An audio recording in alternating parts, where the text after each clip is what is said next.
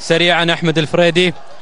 احمد، سيطرتوا على بدايه الشوط الاول، بعد كذا الاتحاد قدر يرجع المباراه.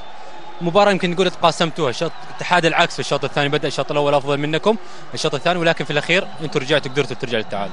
بسم الله والصلاة والسلام على رسول الله. طبعا ما يعني أيدك أنا في إنه تقاسمنا المباراة أبدا، المباراة كانت كلها لصالح الهلال. هجمتين يمكن الاتحاد استغلوها، فاول وهجمة مرتدة، هذا اللي يمكن سووه الاتحاد.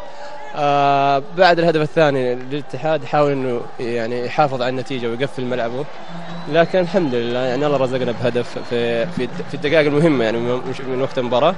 اتوقع انه التعادل من صالحنا احنا شيء كبير. نفكر في المباراه القادمه في الرياض ان شاء الله. اخذت كوع، ما يعني نقول سلامات. الله يسلمك، كوع خفيف جانب العين اليسرى. اكيد اطلعت على اخبار، هل فكر الاحتراف الاوروبي موجود عند احمد الفريدي؟ اي اخبار؟ في الجرايد.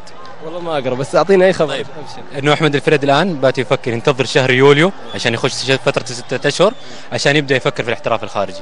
انا اقول لك اي لاعب سعودي يتمنى انه يحترف خارجيا، لكن الهلال ما زلت ارتدي شعار الهلال، باقي لي 6 أو 7 شهور.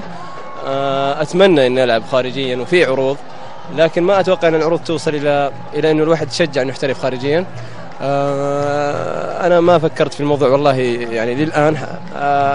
باقي شهر كامل، عندك 8 مباريات لابد انك تفكر فيها، ما تشغل نفسك في موضوع العقد.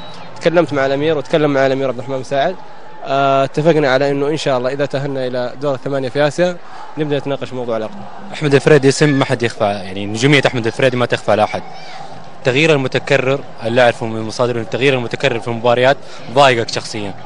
لا ابدا، انا والله ما ضايقني اي شيء. انا يعني اتمنى العب في اي لحظه في اي وقت، ان شاء الله اني اسوي الفارق، اعمل الفارق.